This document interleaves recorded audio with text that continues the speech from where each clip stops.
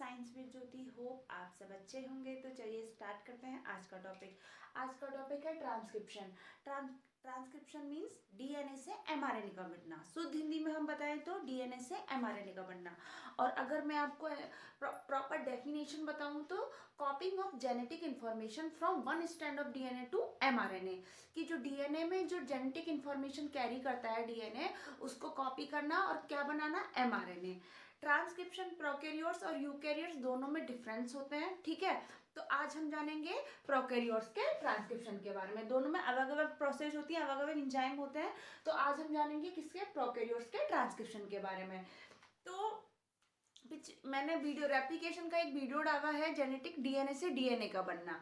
तो ये जो सेंट्रल डॉग्मा जो फ्रांसिस क्रिक थे, उन्होंने एक मशीनरी बताई, उन्होंने एक टर्म दी, क्या थी, सेंट्रल डॉग्मा। सेंट्रल डॉग्मा क्या है, डीएनए से एमआरएनए का बनना, एमआरएनए से प्रोटीन का बनना। कि डीएनए में जितनी भी जेनेटिक इंफॉर्मेशन है वो किसको दे दी जाती है, एमआरएनए को। और एमआरएनए बाद में उन्हीं इंफॉर्मेशन से क्या बना लेता है, प्रोटीन। तो ये एक प्रोसेस है, एक ये टर्म है जो दी गई है सीक्वेंस में, डीएनए से एमआरएनए, एमआरएनए से प्रोटीन। इस पूरी प्रोसेस को हम बोलते हैं सेंट्रल डॉग्मा, ठीक है। अब इसमें कौन कौन से आते हैं, डीएनए से एमआरएनए बनेगा तो क्या बोलेंगे उसको, ट्रांसक्रिप्शन। और एमआरएनए से प्रोटीन बनेगा तो ट्रांसलेशन। तो आज हम पढ़ रहे हैं ट्रांसक्रिप्शन के बारे में, ठीक है।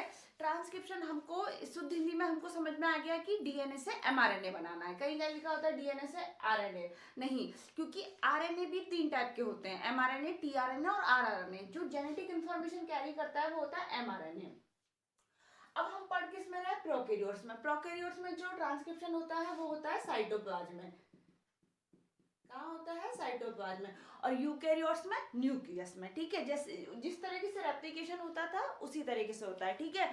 अब हम जानते हैं कि इसमें क्या क्या प्रोसेस होती हैं। डीएनए के बारे में हम जानते हैं, डीएनए में 2 स्ट्रैंड होती हैं, ठीक है। डीएनए की जो स्ट्रैंड होती है वो एंटी पैरेलल होती है। एक अगर 3rd स्ट्रैंड से स्टार्ट है तो दूसरी 5 स्ट्रैंड से स्टार्ट होगी, ठीक है। अब जो हम इंजाइम जो इसमें काम करता है वो कौन सा, आरएनए पॉलीमरेज। याद करो जब रेप्लिकेशन पढ़ाया था तो मैंने बताया था कि जो न्यू बनाएगा, न्यू डीएनए, वो कौन बनाएगा, डीएनए पॉलीमरेज। तो न्यू आरएनए बनाएगा तो कौन बनाएगा, आरएनए पॉलीमरेज। पर ये डीएनए आरएनए बन किससे रहा है, डीएनए से। इसीलिए इस एंजाइम को बोलते हैं डीएनए डिपेंडेंट आरएनए पॉलीमरेज। एकमात्र एंजाइम इसमें काम आता है, कौन सा, डीएनए डिपेंडेंट आरएनए पॉलीमरेज।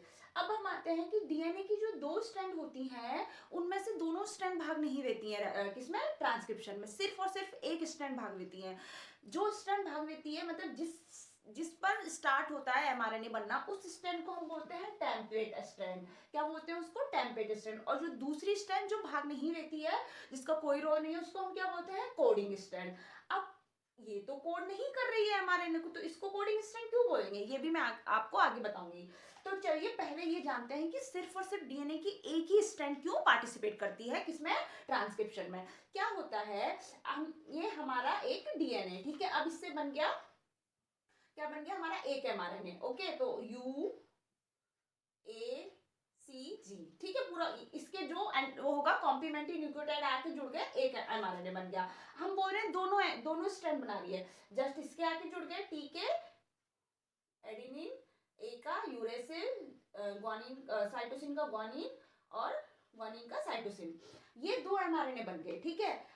अब ये 2 एमआरएनए बन के क्या हो जाएंगे, ये पेयर हो जाएंगे, ठीक है, आपस में। मतलब ये डबल स्टैंडर्ड क्या बन गया, एमआरएनए। डबल स्टैंडर्ड एमआरएनए कभी भी प्रोटीन को कोड नहीं करेगा। तो इसीलिए जो हमारा डीएनए की स्ट्रैंड, डीएनए का जो मॉलिक्यूल का एक ही स्ट्रैंड क्या करता है, एमआरएनए बनाता है, ठीक है। समझ में आ गया क्या, कि डीएनए की जो 2 स्ट्रैंड है उनमें से अगर दोनों स्ट्रैंड कोड करेंगी एमआरएनए को तो 2 एमआरएनए बन जाएंगे। और उनके जो न्यूक्लियोटाइड रहेंगे वो एक दूसरे के कॉम्प्लीमेंट्री होंगे, तो वो डबल स्ट्रैंड एमआरएनए बन जाएगा। पहली बात तो ये हो गई, ठीक है। दूसरी चीज क्या, डबल स्ट्रैंडेड एमआरएनए होता है वो कभी भी प्रोटीन को कोड नहीं करता। तो जो जेनेटिक इंफॉर्मेशन डीएनए से एमआरएनए में गई वो एमआरएनए में रह जाएगी, प्रोटीन पे नहीं जाएगी। तो जो सेंट्रल डोग्मा की जो मशीनरी है वो हमारा सेंट्रल डोग्मा को फॉलो नहीं कर पाएगा। इसीलिए हमेशा एक स्ट्रैंड पार्टिसिपेट करती है, किसमें, ट्रांसक्रिप्शन में। दूसरी बात क्या होती है कि मानो 2 हमारे एमआरएनए बन गए, चलो ठीक है, मानो हो भी गया, इसने एमआरएनए एक प्रोटीन बना ली, दूसरे ने एक एमआरएनए दूसरी प्रोटीन बना ली, ठीक है। तो 2 प्रोटीन बन गई। कभी भी एक जो डीएनए है कभी भी 2 प्रोटीन नहीं बनाएगा, मतलब है तो ये एक ही डीएनए ना, है स्ट्रैंड 2 पर है तो एक ही डीएनए। तो एक डीएनए मॉलिक्यूल से हमेशा एक ही टाइप की प्रोटीन कोड होती है, मतलब जेनेटिक इंफॉर्मेशन जो डीएनए कैरी करता है वो एक ही टाइप की प्रोटीन की कैरी करता है, मतलब उससे एक ही टाइप की प्रोटीन बन सकती है, इसीलिए इसके 2 रीजन है। और एक और रीजन मैं आपको आगे नेक्स्ट मतलब आगे इसी चैप्टर में बताऊंगी। तो क्या बताया मैंने आपको कि डीएनए की दोनों स्ट्रैंड ट्रांसक्रिप्शन में क्यों नहीं पार्टिसिपेट करती, क्यों? पहली बात तो अगर दोनों स्ट्रैंड पार्टिसिपेट करेंगी तो क्या होगा, जो एमआरएनए बनेगा वो क्या होगा, डबल स्ट्रैंड एमआरएनए बनेगा, और डबल स्ट्रैंड जो एमआरएनए करता है वो कभी भी प्रोटीन को कोड नहीं करता। दूसरी बात, अगर मानो ये पेयर नहीं किया, दोनों एमआरएनए अलग अलग बन गए, ठीक है, तो ये क्या करेंगे, दोनों अलग अलग टाइप की प्रोटीन को कोड करेंगे, वो भी हमारे जेनेटिक इंफॉर्मेशन मशीनरी है उसको फॉलो नहीं करता। जेनेटिक इंफॉर्मेशन मशीनरी जो क्या होती है रूल, वो क्या कहता है कि एक टाइप का जो डीएनए होता है उससे सिर्फ और सिर्फ एक टाइप की प्रोटीन बनी चाहिए। डीएनए के 2 स्ट्रैंड है पर एक ही टाइप का प्रोटीन है, इसीलिए एक डीएनए का जो सिर्फ और सिर्फ एक ही स्ट्रैंड होती है वो क्या बनाती है, प्रोटीन। और जो प्रोटीन बनाती है उस स्ट्रैंड को हम कहते हैं टेम्पलेट स्ट्रैंड, और जो नहीं बनाती है उसको कोडिंग स्ट्रैंड कहते हैं, क्योंकि टेम्पलेट स्ट्रैंड पे जो एमआरएनए बनेगा वो सेम टू सेम किसके जैसा होगा, same to same coding strand, मतलब जो कोडिंग सीक्वेंस हमारा बनेगा वो नेक्स्ट जो स्ट्रैंड है उसके जैसा होगा, इसलिए हमने इसको क्या बोल दिया, कोडिंग। ट्रांसक्रिप्शन कौन करता है, डीएनए डिपेंडेंट आरएनए पॉलीमरेज। जैसे कि डीएनए पॉलीमरेज की शर्त थी कि वो एक पर्टिकुलर डायरेक्शन में काम करता है, वैसे ही आरएनए पॉलीमरेज की भी एक कंडीशन होती है, वो बोलता है कि मैं तभी आरएनए बनाऊंगा जब डीएनए की जो स्ट्रैंड है वो 3rd एंड से स्टार्ट हो और 5 पे खत्म हो, मतलब उनका डायरेक्शन 3rd टू 5 होना चाहिए। ये भी एक कंडीशन है कि डीएनए की दोनों स्ट्रैंड में से सिर्फ और सिर्फ एक ही स्ट्रैंड क्या बनाती है, हमारी एमआरएनए। क्यों? क्योंकि दोनों तो नहीं हो सकती, क्योंकि आपस में एंटी पैरेलल और कॉम्प्लीमेंट्री होती है, तो सिर्फ और सिर्फ एक ही जो स्ट्रैंड होती है वो 3rd टू 5 होती है, और इसी पे जो एमआरएनए बनेगा वो किस डायरेक्शन में बनेगा, 5 टू 3rd, ठीक है। अब ये जो एमआरएनए बनता है कहाँ बनता है, डीएनए पे, ठीक है, 3 पार्ट में बनता है। पहला इनिशिएशन, पहला क्या स्टार्ट होता है। सेकंड इलोंगेशन, मतलब पहला तो क्या आके जुड़ेगा, उसके बाद वो नए नए न्यूक्लियोटाइड ऐड करता रहेगा। थर्ड क्या है, टर्मिनेशन। तीन स्टेप में होगा, कौन कौन सा, इनिशिएशन, इलोंगेशन और टर्मिनेशन। तो सबसे पहले हम जानते हैं कि इनिशिएशन कहाँ होगा। इनिशिएशन और टर्मिनेशन इलोंगेशन के बारे में जाने उससे पहले हम जानते हैं कि डीएनए के कौन से पार्ट में होता है। ये एक डीएनए है, डीएनए का जो पार्ट एमआरएनए बनाएगा उसको हम बोलते हैं स्ट्रक्चर जीन, ठीक है, क्या बोलते हैं, स्ट्रक्चर जीन। और जहां पर एमआरएनए, जहां पर आरएनए पॉलीमरेज जो एंजाइम आके जुड़ेगा उसको हम बोलेंगे प्रमोटर, क्या बोलेंगे, प्रमोटर। और जहां पर ट्रांसक्रिप्शन खत्म होगा उसको बोलेंगे टर्मिनेटर। मतलब स्टेप तो 3 है, कौन कौन सी, इनिशिएशन, इलोंगेशन और टर्मिनेशन, पर डीएनए के पार्ट भी कितने हैं, 3। कौन कौन से, प्रमोटर, प्रमोटर मतलब आके जुड़ता है, कौन स्टार्ट कौन करता है ट्रांसक्रिप्शन को, आरएनए पॉलीमरेज, तो आके कौन जुड़ेगा प्रमोटर पर कि भाई आजा, ठीक है। ऐसा थोड़ी है कि घर में घुसते ही भाई अंदर आके बैठ जाते हैं, पहले गेस्ट रूम में बैठे प्रमोटर में, फिर आके कहाँ बैठे, डाइनिंग हॉल में, फिर आके कहाँ बैठे कि फिर आके भाई बेडरूम में आके सो गए, ठीक है। इसी तरीके से क्या होगा, प्रमोटर में आरएनए पॉलीमरेज एंजाइम आके ऐड होता है, उसके बाद स्ट्रक्चर जीन में क्या होता है, एमआरएनए बनता है। डीएनए का ऐसा पार्ट जो एमआरएनए बनाता है, ये क्वेश्चन पूछा जाता है, ठीक है, उसको क्या बोलते हैं, स्ट्रक्चर जीन। और टर्मिनेशन खत्म, उसको जहां पर ट्रांसक्रिप्शन खत्म हो जाता है उसको क्या बोलते हैं, टर्मिनेटर, ठीक है। अब ये चीज जो है ये डिफरेंट डिफरेंट पार्ट में होती है। पहले बात कि आरएनए पॉलीमरेज एंजाइम को प्रमोटर ढूंढना है, ठीक है, अकेला नहीं कर सकता, स्टार्टिंग में बहुत काम होता है, मतलब बोलते हैं ना बिगिनिंग इज ऑलवेज डिफिकल्ट। तो आरएनए पॉलीमरेज की सहायता करने कौन आता है, सिग्मा, कौन आता है, सिग्मा फैक्टर। ये हम पढ़ रहे हैं किसमें, प्रोकैरियोट्स में। तो पूछा जाता है कि इनिशिएशन फैक्टर कौन सा होता है प्रोकैरियोट्स में, कौन सा होता है, सिग्मा फैक्टर। वो आरएनए पॉलीमरेज को आके बोलता है कि भाई आजा, तू डर मत, काम तो हमें करना ही है, तो मैं तेरी हेल्प करूंगा। तो आरएनए पॉलीमरेज जैसे ही आता है सिग्मा फैक्टर उसकी सहायता करता है और प्रमोटर रीजन पर ऐड हो जाते हैं, ठीक है। प्रमोटर रीजन में भी एक स्पेसिफिक सीक्वेंस पाया जाता है, ठीक है, वो प्रोकैरियोट्स और यूकैरियोट्स में डिफरेंस होता है। जब मैं आपको यूकैरियोट्स में ट्रांसक्रिप्शन पढ़ाऊंगी तब आपको बताऊंगी, ठीक है, कि ये भी कैसे पहचानता है कि ये प्रमोटर रीजन है। चलो, अब आरएनए पॉलीमरेज आके जुड़ गया कहां पर, प्रमोटर रीजन पर, सहायता किसने की, सिग्मा फैक्टर ने, ठीक है। ठीक है। अब सिग्मा फैक्टर पे जैसे ही उन्होंने जुड़ा, फिर उन्होंने बोला चलो अब आ गए, आराम कर लिया, अब नई इनिशिएशन करते हैं। ये तो क्या है, हम इलोंगेशन करते हैं। यहाँ तो क्या होगा, इनिशिएशन, यहाँ क्या होगा, इलोंगेशन, यहाँ क्या होगा, टर्मिनेशन।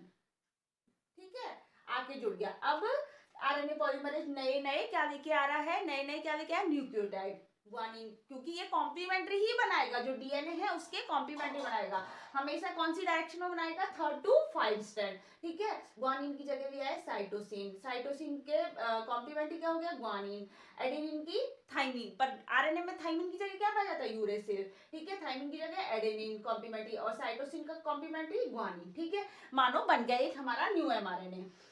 ठीक है, एक और चीज, जब आरएनए पॉलीमरेज ऐड होता है तो वो क्या करता है, दोनों डीएनए के स्ट्रैंड को दूर भी करता है, क्योंकि दूर करेगा तभी तो न्यू एमआरएनए बनेगा हमारा।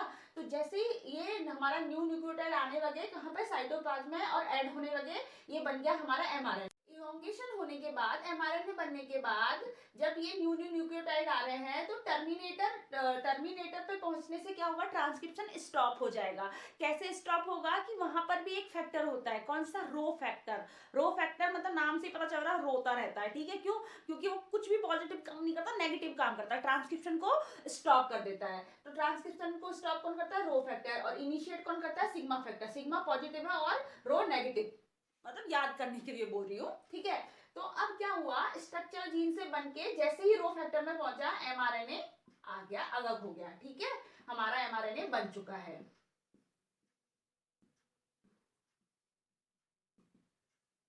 ठीक है, कितनी स्टेप लगी, 3, इनिशिएशन, इलोंगेशन, टर्मिनेशन। कितने कौन कौन से डीएनए के पार्ट होते हैं, प्रमोटर, स्ट्रक्चर और टर्मिनेटर। ठीक है, कौन सा एकमात्र एंजाइम पाया जाता है, डीएनए डिपेंडेंट आरएनए पॉलीमरेज। शर्त क्या होती है, कि हमेशा जो स्ट्रैंड बनाएगा वो 5 प्राइम टू 3rd प्राइम, ये याद रखना क्योंकि इसमें कंफ्यूजन होगा। 5 प्राइम टू 3rd प्राइम बनाएगा, मतलब बड़े से स्टार्ट करेगा भाई, पॉजिटिव चीज कर रहा है तो बड़े से स्टार्ट करेगा, 5 से स्टार्ट करता है और 3rd पे खत्म करता है। ठीक है, अब एक और चीज, ये जो कोडिंग स्टैंड है इसके बारे में कभी भी पूछा जाता है कि प्रमोटर कहाँ पाया जाता है, ठीक है, स्ट्रक्चर जीन कहाँ पाई जाती है, टर्मिनेटर कहाँ पाया जाता है, तो उसका आंसर हम किसके रेफरेंस में देते हैं, किसके रेफरेंस में देते हैं, 5 एंड के रेफरेंस में। जैसे अगर पूछा जाए कि प्रमोटर कहाँ पाया जाता है तो हमको बताना है 5 एंड, किसके, कोडिंग स्टैंड के 5 एंड। ठीक है, अगर आप कोडिंग भी नहीं लिखोगे तो भी आपको आंसर इसके रेफरेंस में देना है। टर्मिनेटर कहाँ पाया जाता है, 3rd स्टैंड। ठीक है, क्योंकि ये जो कोडिंग, ये जो हमारा एमआरएनए बनेगा वो सेम और सेम टू सेम किसका कॉपी होगा, कोडिंग स्टैंड का। ठीक है, जो दूसरी स्टैंड बची है डीएनए की, उसका सेम टू सेम न्यूक्लियोटाइड होते हैं। ठीक है, इसीलिए इसको कोडिंग स्टैंड बोलते हैं। और इसीलिए जो प्रमोटर, स्ट्रक्चर जीन, टर्मिनेटर का जो रेफरेंस दिया जाता है वो किसके रेफरेंस में दिया जाता है, कोडिंग स्टैंड।